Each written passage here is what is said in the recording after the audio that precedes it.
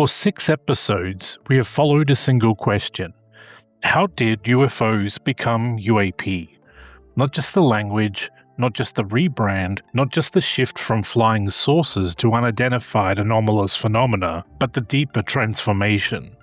How did strange lights, witness reports, military memos, radar contacts, declassified documents, and controversial historical cases become part of a modern scientific and national security problem? We began with Project Blue Book, where UFO reports were collected, categorized, explained, and sometimes left unresolved.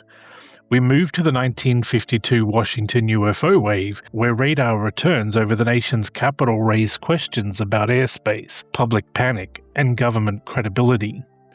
We entered Rendlesham Forest, where military witnesses, audio recordings, ground traces, and decades of debate showed how fragile evidence becomes when it is not captured properly.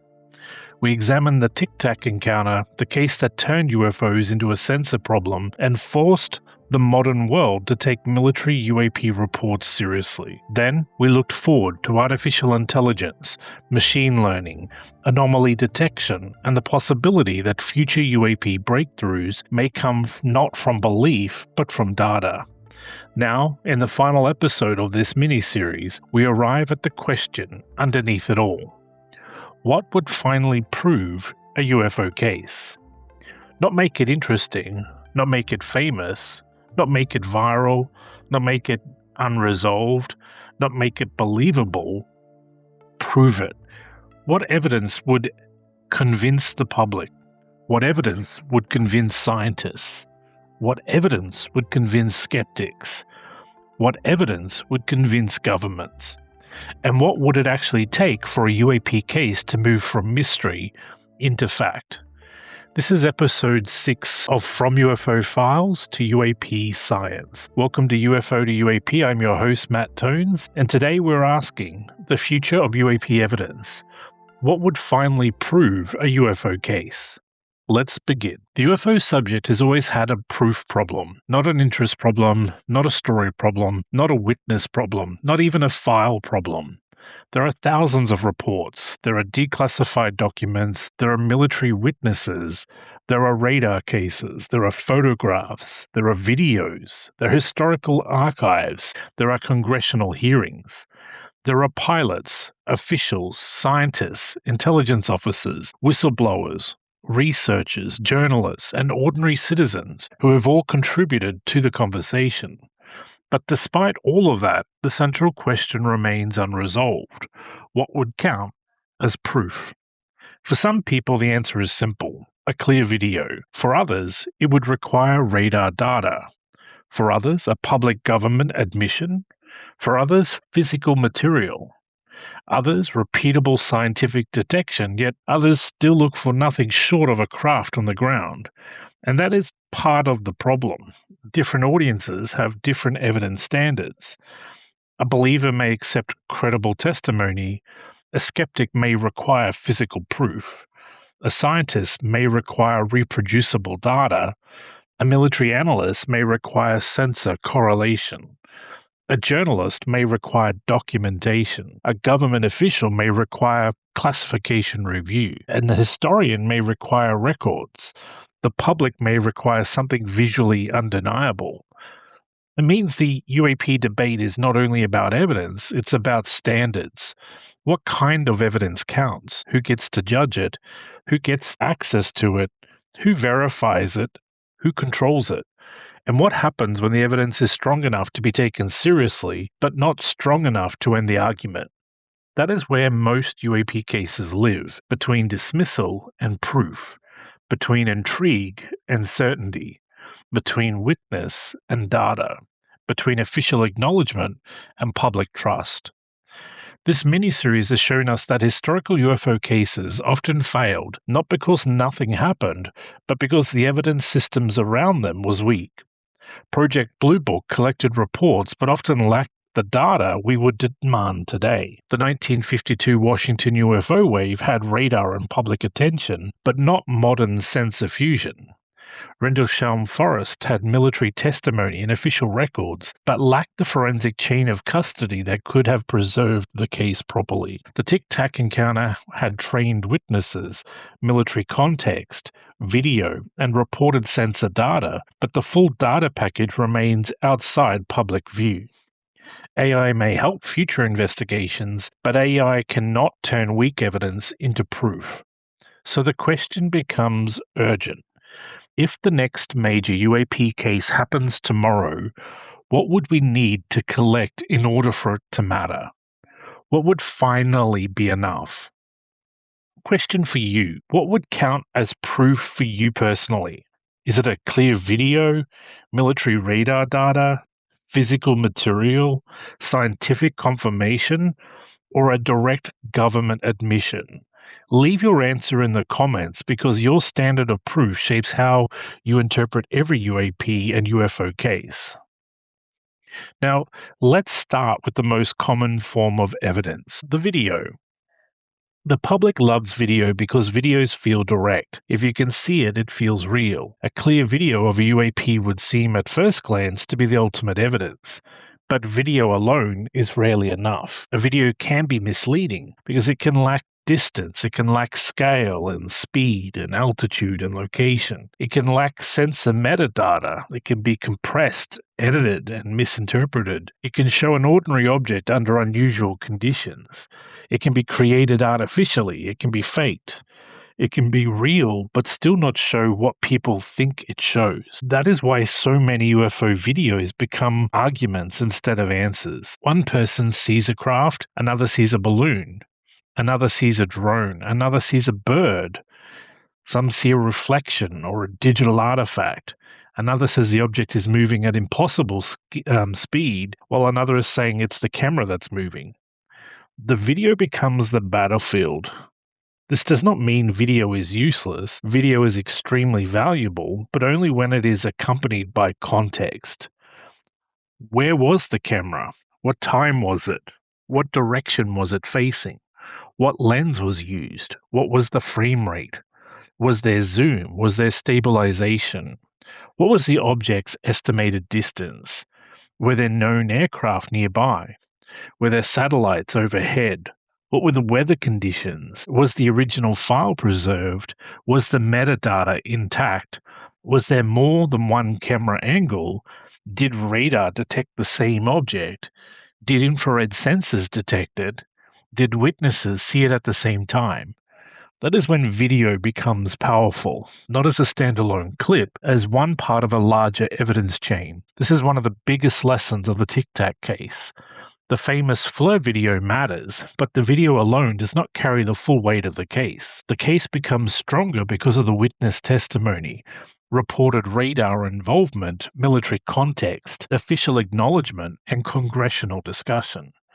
The future of UAP proof will not come from one clip floating online. It will come from video connected to data, and that's the first standard, video plus metadata. Now, let's talk about radar. Radar has a special place in UFO history. The 1952 Washington wave involved radar. The Nimitz Tic-Tac case involves reported radar tracking. Many serious UAP cases gain weight when radar is part of the story. Why? Because radar seems objective. It is not a person looking up. It is an instrument detecting something. But radar is not automatically proof. Radar can detect real objects. It can also produce confusing returns. Atmospheric conditions can affect radar. Ground clutter can interfere. Equipment can malfunction. Operators can misinterpret data. Multiple objects can be confused. A track can be incomplete. A radar return can be real but still ordinary. So radar matters most when it is correlated. One radar system is useful.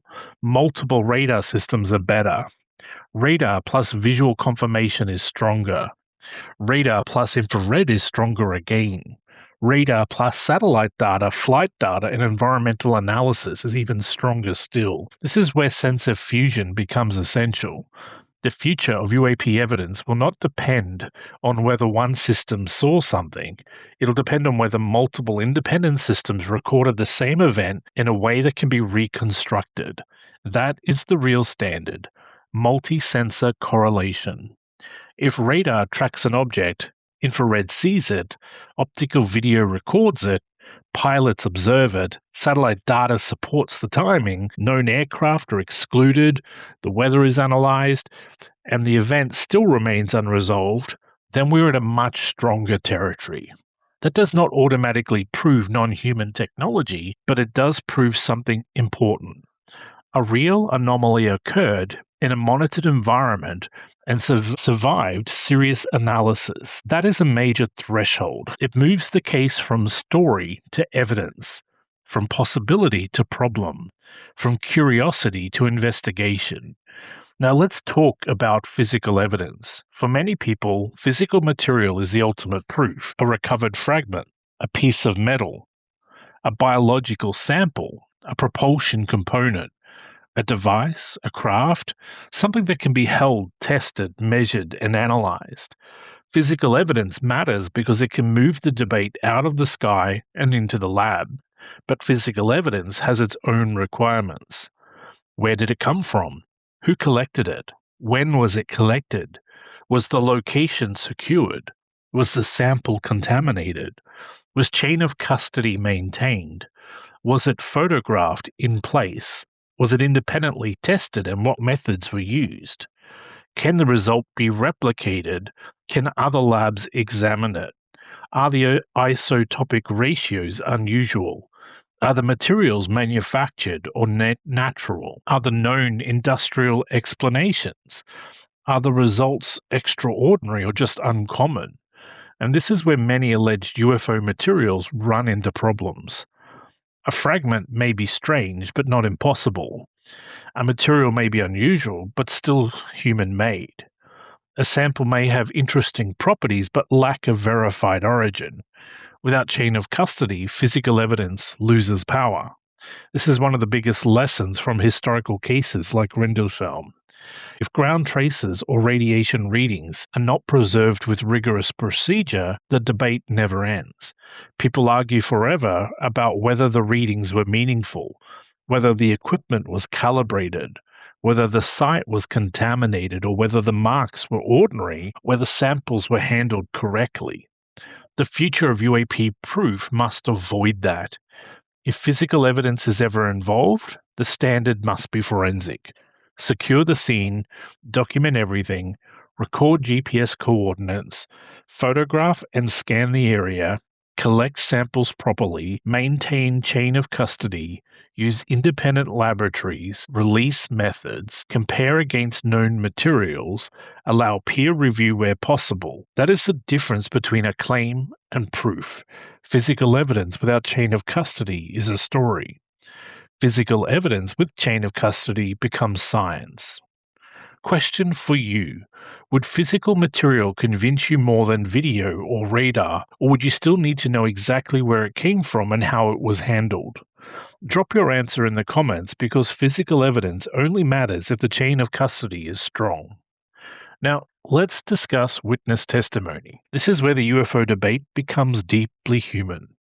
Witnesses are the foundation of the UFO subject. Without witnesses, there is no Roswell, no Washington Wave, no Rendlesham, no Tic-Tac, no modern UAP movement. Witness testimony matters, especially when the witness is trained. A pilot, a radar operator, military officer, a police officer, an air traffic controller, a scientist, a group of independent observers. Credible witnesses can make a case worth investigating. They can provide context that senses miss. They can describe behavior, appearance, sound, motion, and emotional impact. They can alert systems to an event that might otherwise be ignored. But witness testimony alone is not proof. Even credible witnesses can misjudge distance, speed, size, altitude, duration, and motion. Memory changes. Stress affects perception. Darkness changes interpretation. Group discussion can shape recall, and media attention can influence later testimony. This does not mean witnesses should be dismissed. It means witnesses should be integrated into a broader evidence structure.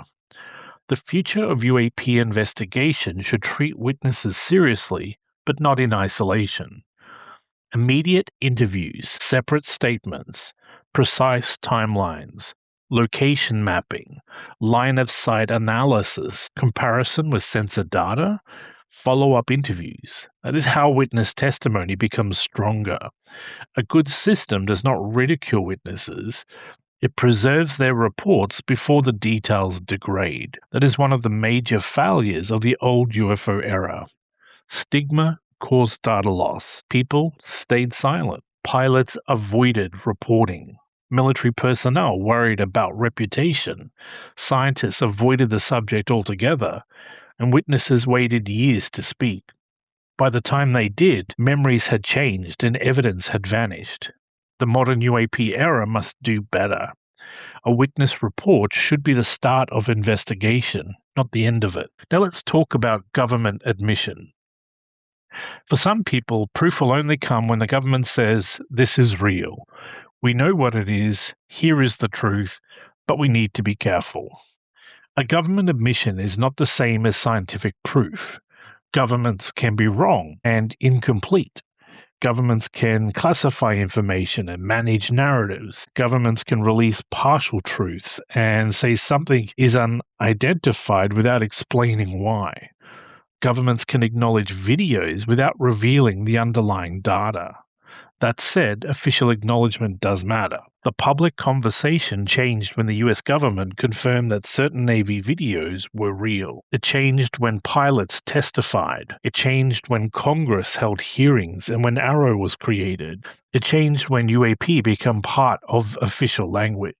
These steps matter because they moved the subject into the institutional record. But government acknowledgement is not the final standard. It is just one layer. A strong UAP case should not depend only on the government saying, "Trust us." It should depend on evidence that can be examined, analyzed, and verified as much as possible. The ideal future is not blind trust in government, it is accountable disclosure. A system where government, science, military witnesses, independent experts, and public reporting all contribute to the evidence picture. That is difficult, but it is necessary, because if the government alone controls the evidence, public trust will always be limited. If the public alone controls the narrative, speculation can overwhelm evidence. If scientists are excluded, credibility suffers. If witnesses are ignored, events may never be properly reported. If national security is ignored, sensitive information may be exposed. The future of UAP proof requires balance, transparency, and security. Science and testimony, sensors and context, public interest and classified reality. That balance will not be easy, but without it, the arguments will continue forever. Now, let's define what a strong future UAP case would look like.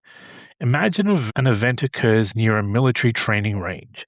A pilot sees an object, the aircraft radar tracks it, an infrared sensor captures it, a second aircraft records it from another angle, a ground-based radar system also detects it.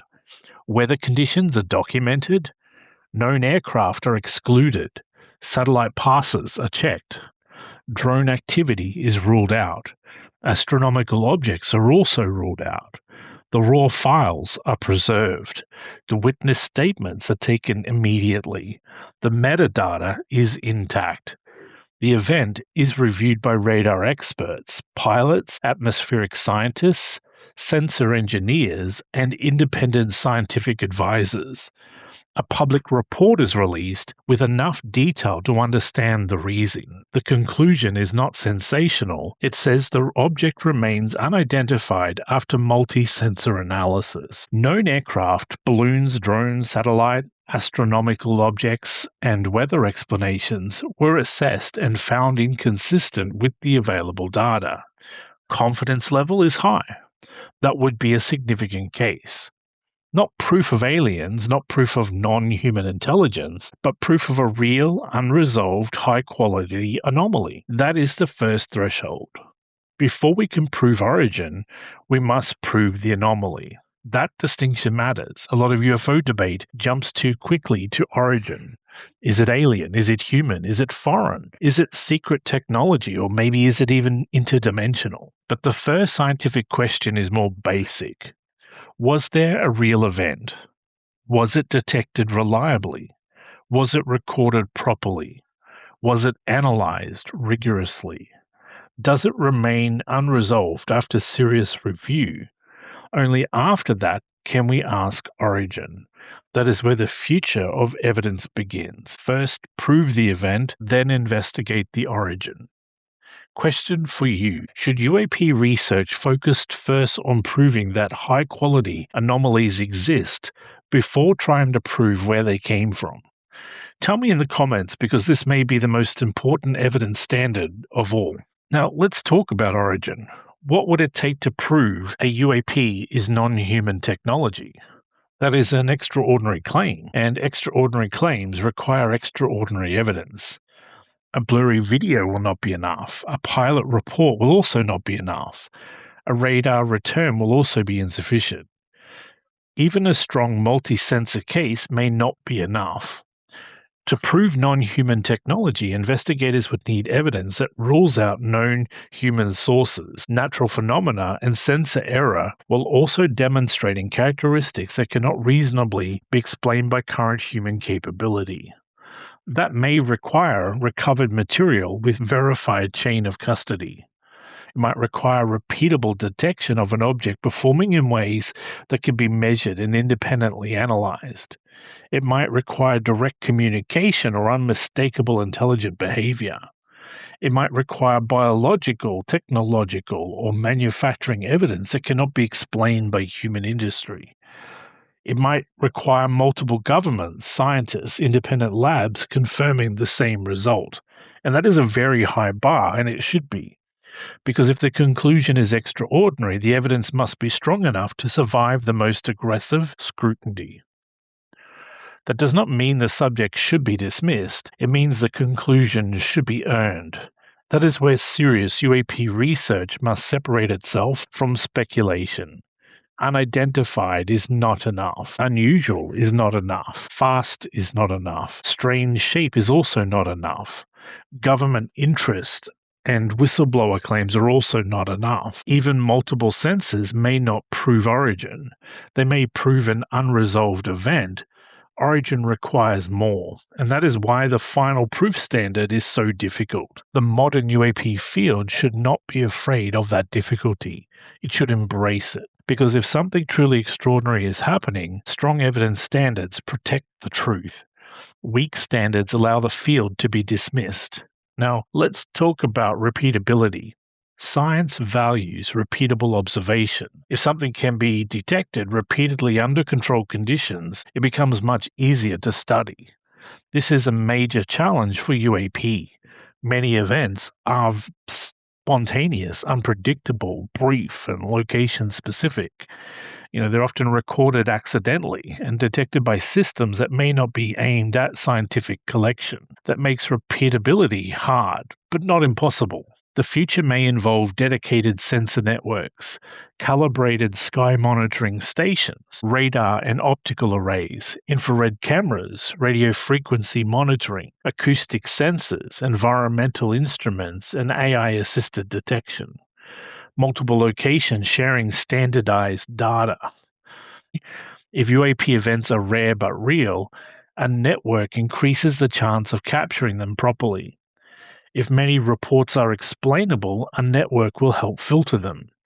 If nothing unusual is detected, that is also useful. The key is systematic observation. This is where the field must move, away from waiting for random videos toward structured detection, away from isolated reports toward repeatable methodology, away from mystery as entertainment toward mystery as a research question. That is the promise of UAP science. It may not produce dramatic answers immediately, but it can produce better evidence. And better evidence is the only path forward. Now let's look back across the miniseries. Project Blue Book showed us the old file-based system. It collected reports, it categorized sightings, it left unresolved cases, but it lacked the modern data infrastructure to answer many questions. In 1952, the Washington UFO wave showed us the importance and limits of radar. It revealed how national security, public fear, and technical uncertainty can collide. Rendlesham Forest showed us why chain of custody matters. If physical site evidence is not captured properly, the debate may never end. The Tic-Tac encounter showed us the modern sensor problem. Even stronger cases can remain publicly unresolved when the full data is classified or incomplete. Artificial intelligence showed us the future of pattern recognition. Machine learning may help separate signal from noise, but it cannot replace transparency, evidence quality, and human expertise. And now Episode 6 brings those lessons together.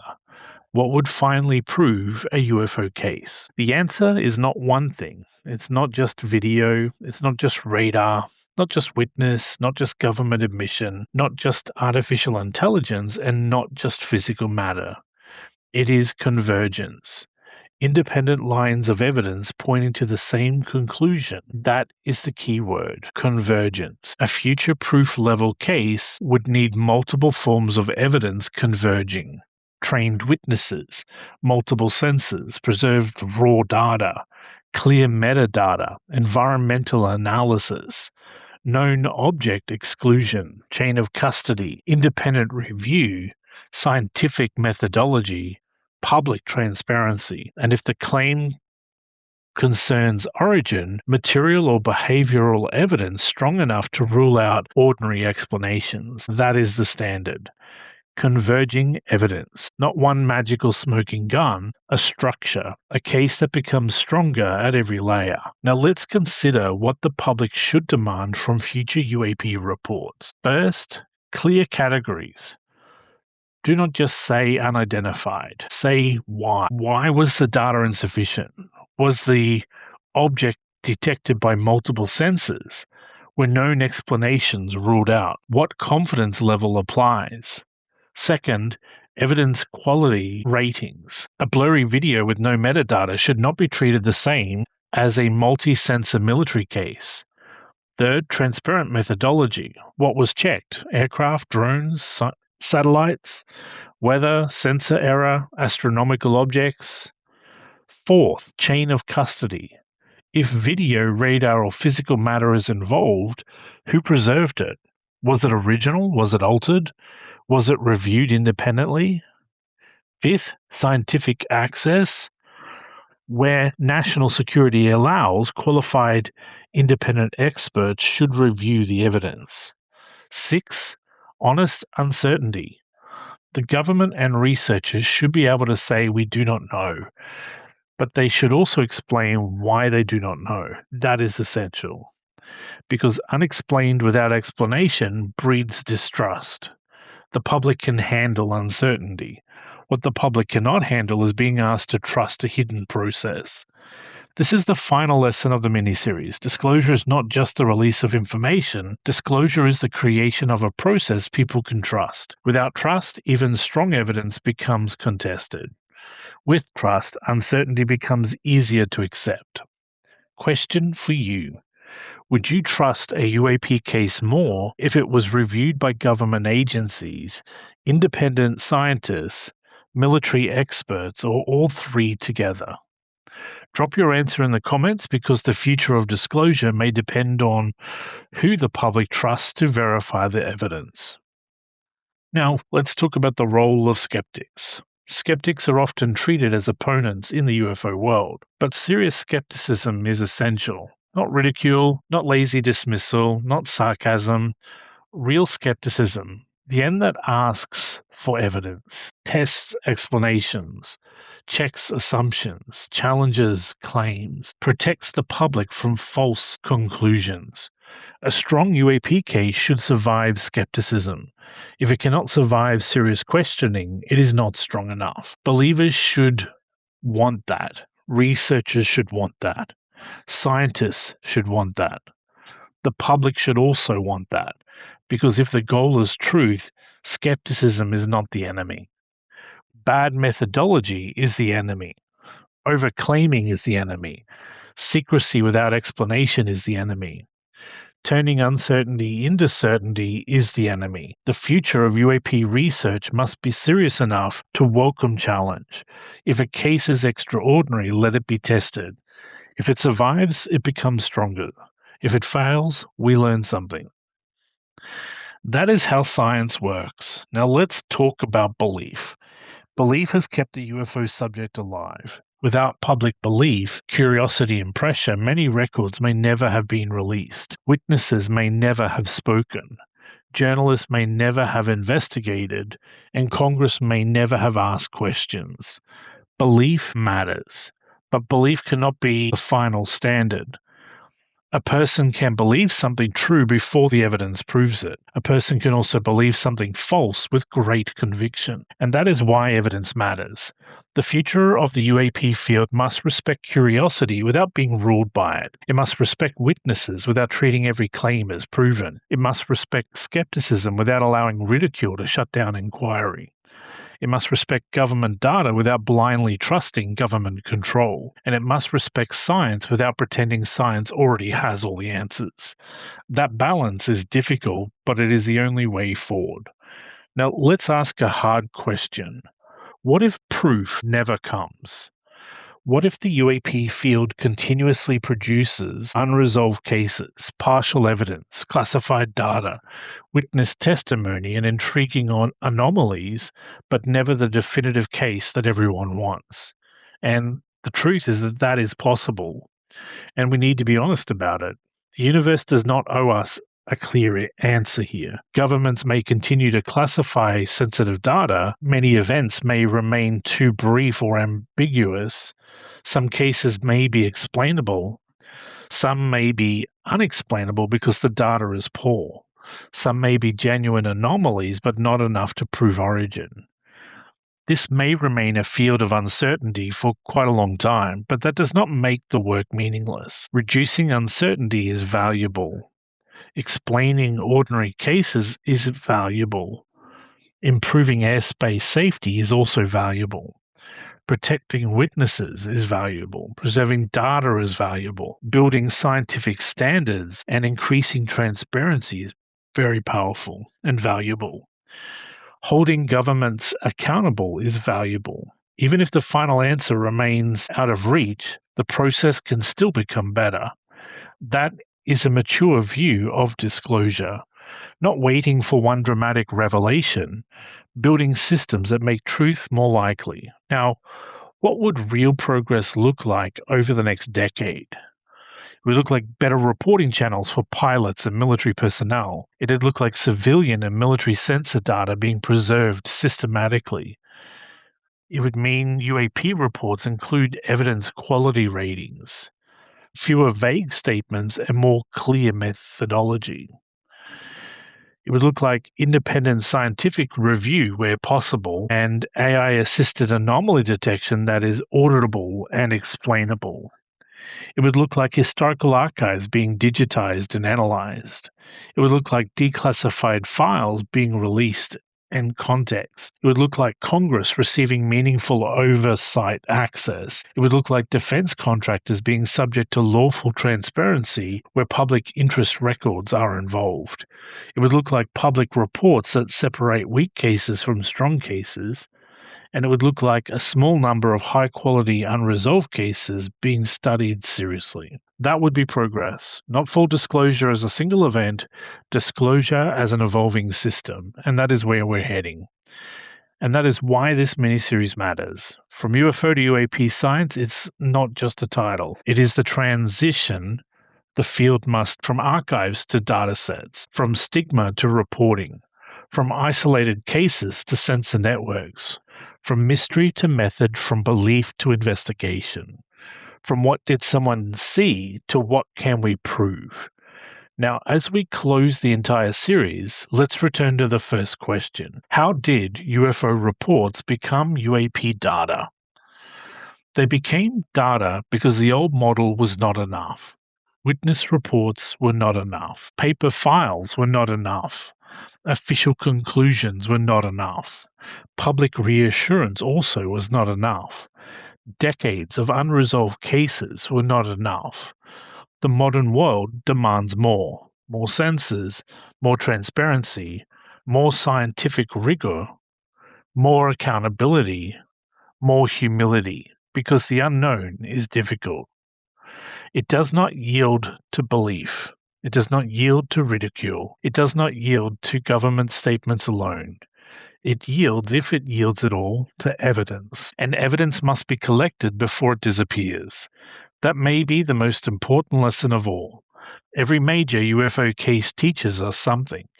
Project Blue Book teaches us that files are not enough if the data is weak. The Washington wave teaches us that radar must be understood in context. Rendlesham teaches us that evidence must be preserved immediately. The Tic-Tac teaches us that sensor data can change the conversation, but hidden data limits public trust. AI teaches us that the future may depend on finding patterns in the noise, and the future of UAP evidence teaches us that the proof will not come from one fragment, it will come from convergence, a case so well documented, so clearly preserved, so independently reviewed, and so resistant to ordinary explanation that the debate finally changes, not because people are told to believe, because the evidence leaves them no reasonable alternative. That is the standard, that is the challenge, and that is the future of UAP science. Final question for you. After this mini-series, do you think UFO and UAP research is moving closer to proof, or simply becoming better at documenting the unknown? Leave your answer in the comments. I want to hear where you stand as we close the series. This has been UFO to UAP Explained. I'm Matt Tones. This has been episode 6 from the UFO Files to UAP Science miniseries. If you found it valuable, follow the show, share it with someone interested in UFO Disclosure, UAP Science, Project Blue Book, AARO, Rendlesham Forest, Tic-Tac encounter, artificial intelligence, sensor fusion, and the future of unexplained aerial phenomena. And remember, the future of UFO proof will not be built on belief alone. It will be built on evidence strong enough to survive the questions every serious investigator must ask. What can we actually prove?